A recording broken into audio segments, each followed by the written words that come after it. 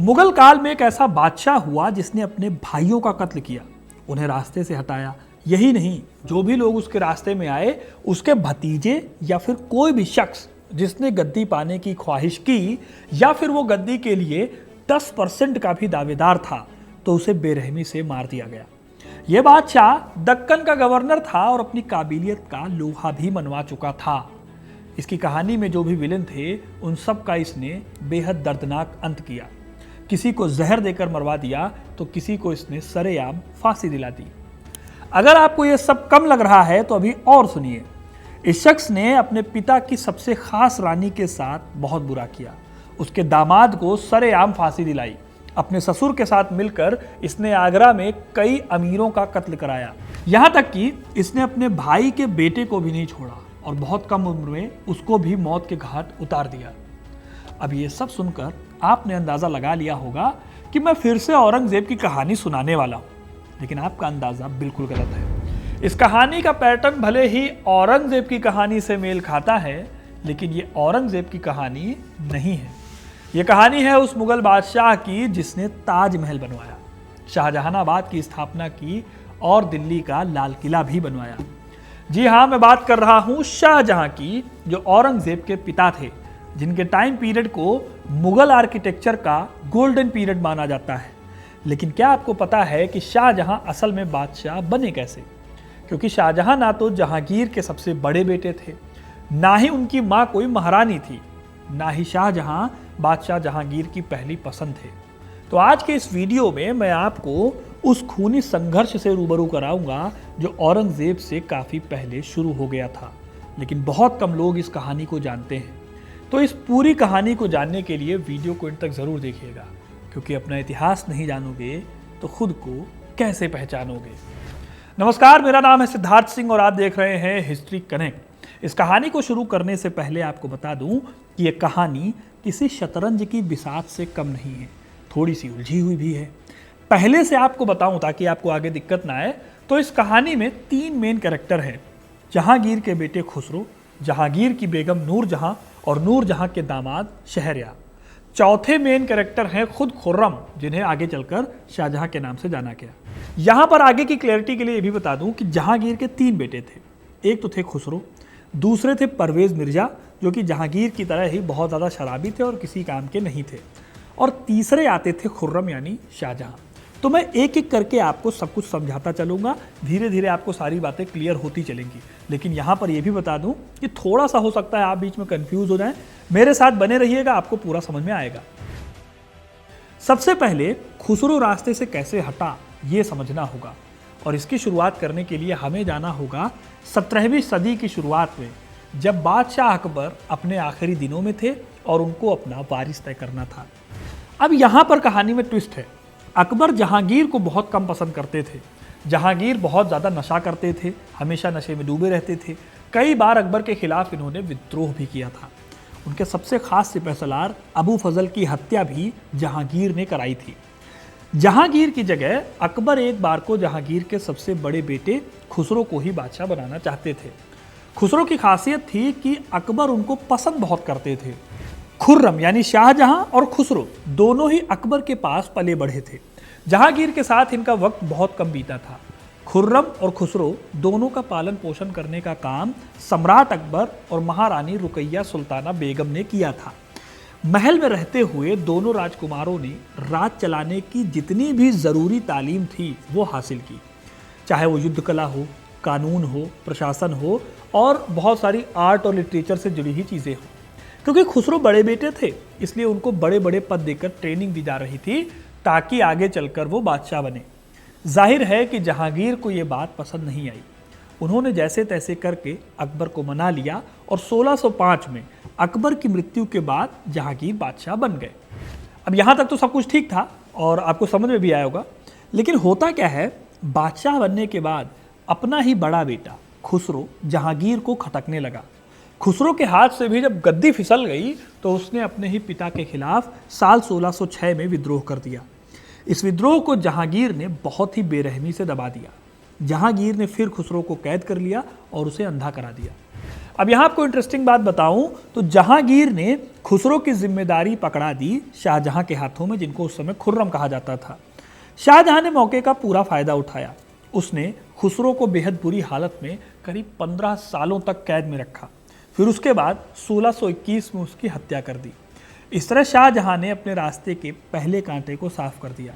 लेकिन ये जो 15 साल थे, जब तक खुसरो कैद में रहा, तब तक शाहजहां ने अपने पिता से करीबी बढ़ा ली।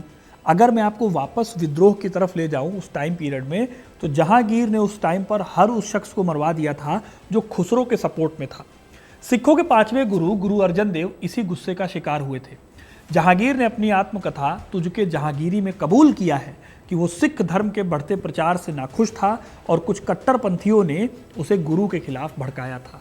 जब उसे पता चला कि गुरु अर्जन देव ने खुसरो को शरण दी थी, तो उसने गुरु को गिरफ्तार करने का आदेश दिया। उन्हें लाहौर के किले में ले जाकर भयानक यातनाएं दी गईं। मुगल सैनिकों ने उन्हें गर्म तवे पर बिठाया और उनके ऊपर गर्म रेत और तेल डाला गया। 5 दिनों की अमानवीय यातनाओं के बाद 30 मई 1606 को गुरु अर्जन देव जी ने अपना बलिदान दिया। इसके अलावा जो भी खुसरो के सपोर्ट में था, सबको पब्लिकली फांसी दी गई। उसके बेटों को भी कैद कर लिया गया। जल्दी ही आगरा में खुसरो का नाम खत्म हो गया और शाहजहां की तूती बोलने लगी। अब मैंने आपको बताया था कि शाहजहां जहांगीर के तीसरे बेटे थे। उनके दूसरे बेटे परवेज मिर्जा भी बहुत बड़े शराबी थे और किसी काम के नहीं थे। इसलिए अगर ध्यान से देखा जाए तो शाहजहां को ही अब अगला वारिस बनना था। इसके लिए शाहजहां ने अपनी काबिलियत को कई बार साबित भी किया। 1617 में दक्कन अभियान में उसकी कामयाबी से जहांगीर इतना खुश हुआ कि उसे शाहजहां की उपाधि दी। इसका मतलब होता है दुनिया का राजा। इस उपाधि ने खुर्रम को जहांगीर के वारिस के तौर पर और भी ज्यादा उभारा। खुर्रम जानते थे कि खुसरो जब तक जिंदा है वो तख्त का दावेदार बना ही रहेगा। इसीलिए जैसा कि मैंने कुछ देर पहले आपको बताया, 1621 में बादशाह बनने से बहुत पहले ही खुर्रम ने बुरहानपुर में खुसरो की हत्या करवा दी। अब अभी तक आपको लग रहा होगा जैसे आप औरंगजेब की कहानी सुन रहे हो, कैसे उसने अपने ही भाई दारा शिकोह को रास्ते से हटाया था।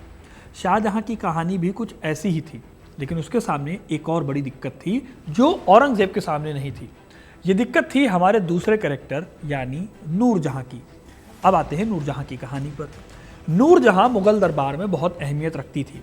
जहांगीर अक्सर नूरजहां से सलाह लेकर फैसले करते थे और नूरजहां कोई आम महिला नहीं थी। वो बेहतरीन एडमिनिस्ट्रेटर, पॉलिटिकल स्ट्रेटजिस्ट भी थी। जहांगीर के टाइम पर उनका इम्पैक्ट इस हद तक बढ़ गया था कि कई फॉरेन ट्रैवलर और दरबारी राइटर्स ने भी उनके बारे में बताया है। हिस्टोरियन फ्रांसिस्को पिल्सर्ट अपनी किताब द रेमन्स्ट्रेंटी में बताते हैं कि जहांगीर की शराब और अफीम की लत की वजह से शासन की कमान नूरजहां के हाथों में आ गई थी। उन्होंने ये भी लिखा कि बादशाह के आदेश तब तक वैलिड नहीं माने जाते थे जब तक नूरजहां की मुहर या मंजूरी ना हो। यानी नूरजहां के हाथ में एडमिनिस्ट्रेशन और पॉलिटिकल इम्पैक्ट दोनों बहुत अच्छे खासे तौर पर थे।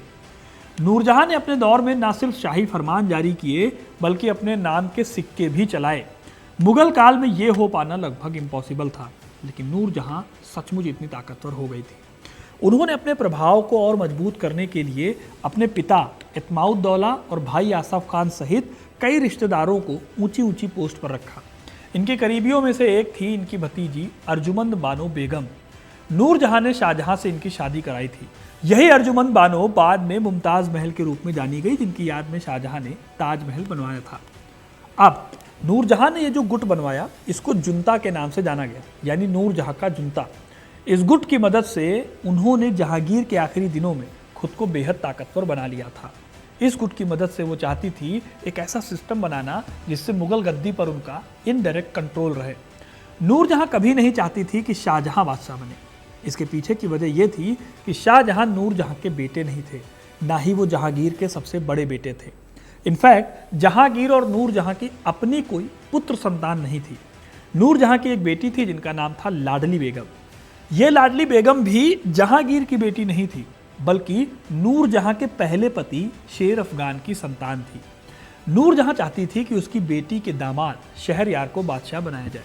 अब ये हमारी कहानी का आखिरी मेन कैरेक्टर है। अब बात यह है कि नूरजहां को अच्छे से पता था कि शाहजहां एक दबंग स्वभाव के शख्स हैं। अगर वो बादशाह बनेंगे तो जाहिर है कि नूरजहां की बिछाई हुई जुनता वाली सारी बिसात धरी की धरी रह जाएगी। वो किसी भी हाल में शहरयार को बादशाह बनाना चाहती थी। शहरयार की उम्र और तजुर्बा दोनों कम थे। इसलिए नूरजहां के लिए उसको कठपुतली बनाना आसान था। अब इस बात का सीधा सीधा मतलब क्या है? अगर शाहजहां को बादशाह बनना है तो उसे नूरजहां की पॉलिटिकल इंपॉर्टेंस को खत्म करना होगा और उसके जुनता को भी साइड लाइन करना होगा। लेकिन नूरजहां ने शाहजहां के सामने कम मुश्किलें खड़ी नहीं की। साल 1622 में कंधार के पास फारसियों ने डेरा डाल दिया। जहांगीर इस समय तक बूढ़े हो चुके थे और नूरजहां ने जहांगीर को सलाह दी कि फारसियों से निपटने के लिए शाहजहां को भेजा जाए। ये एक तीर से दो निशाने वाली चाल थी। शाहजहां अगर कंधार जाते तो नूरजहां जहांगीर को अपने प्रभाव में लेकर शहरयार को बादशाह बनाने को मना लेती। इनकार करते तो ये शाही फरमान के खिलाफ खड़े होने की बात होती, जो कि एक विद्रोह माना जाता। अब तक शाहजहां को भी नूरजहां की चालें समझ में आने लगी थी, इसीलिए उन्होंने इस काम को करने से मना कर दिया। उनको लगा कि उनकी गैर मौजूदगी में नूरजहां जहांगीर को जहर देकर मरवा देंगी और शहरयार को बादशाह बना देंगी। फिर वही हुआ जो नूरजहां चाहती थी। शाहजहां की इस मनाही को शाही आदेश के खिलाफ जाना माना गया। तुरंत प्रभाव से उनको गिरफ्तार कर लिया गया। इसके बाद उनके बेटों को नूरजहां के हरम में भेज दिया गया। शाहजहां को यहाँ अपनी गलती समझ में आई और तुरंत उन्होंने शाही माफ़ी मांगी। उधर जहांगीर ने उनको माफ़ कर दिया, लेकिन अब शाहजहां को अच्छे से समझ आ गया था कि बादशाह की गद्दी कांटों से भरी है और इन कांटों को ख़त्म किए बिना रूल नहीं किया जा सकता। यही वजह है कि इस घटना के बाद शाहजहां और नूरजहां के बीच की बिना तलवारों वाली कोल्ड वॉर तेज हो गई। साल 1627 में लाहौर के पास जहांगीर की मृत्यु हो गई। इस समय शाहजहां दक्कन में लड़ाई लड़ रहे थे। उस समय लाहौर के तत्कालीन गवर्नर शहरयार थे, जिन्होंने खुद को तुरंत बादशाह घोषित कर दिया और लाहौर के खजाने का इस्तेमाल करके सभी बड़े बड़े अमीरों को खरीद लिया। अब दोस्तों, मुगल साम्राज्य में उत्तराधिकार का कोई क्लियर कट रूल नहीं था। सिंहासन का वारिस अक्सर तलवार की ताकत से तय होता था। नूरजहां ने अपने दामाद शहरयार को बादशाह घोषित करने की आखिरी कोशिश की, लेकिन शाहजहां की किस्मत अच्छी थी। इस कमज़ोर मौके पर नूरजहां के जुनता से उनके ससुर ने उनका साथ छोड़ दिया। इसी समय आसफ खान ने बहुत खतरनाक चाल चली। उन्होंने खुसरो के बेटे दावर बख्श को एक टेम्परेरी बादशाह बना दिया। ये एक तरह से दावर को बली का बकरा बना रहे थे। मकसद इस काम का सिर्फ इतना सा था कि नूरजहां और उनके सपोर्टर दावर के पीछे उलझे रहें और तब तक शाहजहां को वक्त मिल जाए दक्कन से आगरा आने में। इस बीच आसफ खान ने उन सभी को ख़त्म करना शुरू किया जो कि शाहजहां के रास्ते का रोड़ा बन सकते थे।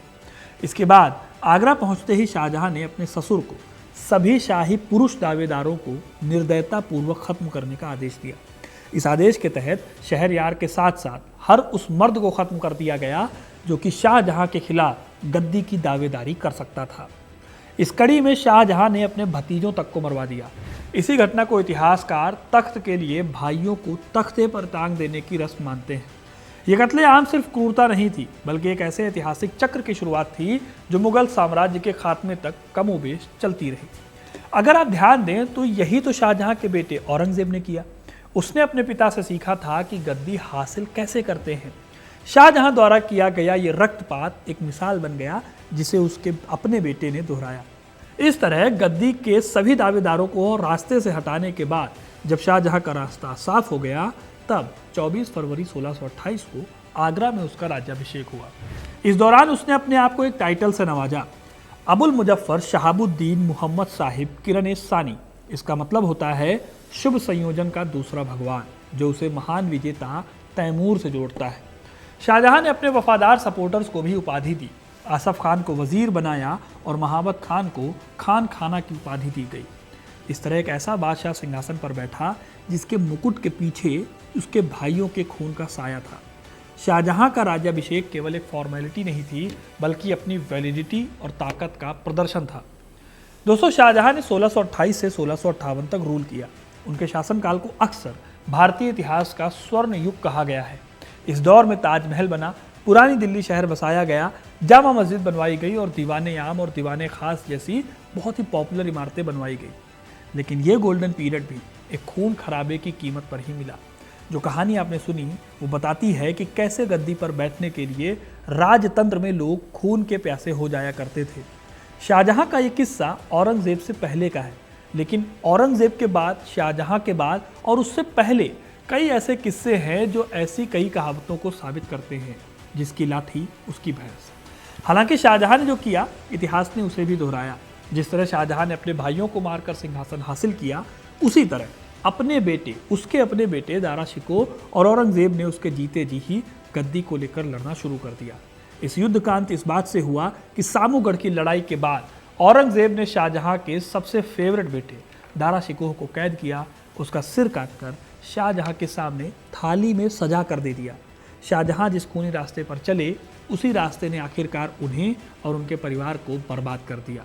वो अपने आखिरी 8 सालों तक उसी किले में कैद रहे जिसे उन्होंने खुद बनवाया था और जहां से वो अपनी बेगम की याद में बने भव्य मकबरे को देखते थे। तो क्या ये सिर्फ एक बादशाह की कहानी थी, या ये कहानी है उस सत्ता की जो हमेशा अपने ही खून की प्यासी रहती है? और क्या मोहब्बत का सबसे बड़ा स्मारक उस क्रूरता का भी गवाह नहीं है जिसके बिना शायद वो बन ही नहीं सकता था? क्या प्रेम और सत्ता के बीच का ये शाश्वत संघर्ष ही इतिहास की सबसे बड़ी विडंबना है? अपनी राय हमें कमेंट में ज़रूर बताइएगा। वीडियो अगर पसंद आई है तो इसे लाइक और शेयर करें, और ऐसे ही तमाम इंटरेस्टिंग कहानियों के लिए, इतिहास से जुड़े रहने के लिए हिस्ट्री कनेक्ट को सब्सक्राइब ज़रूर करें।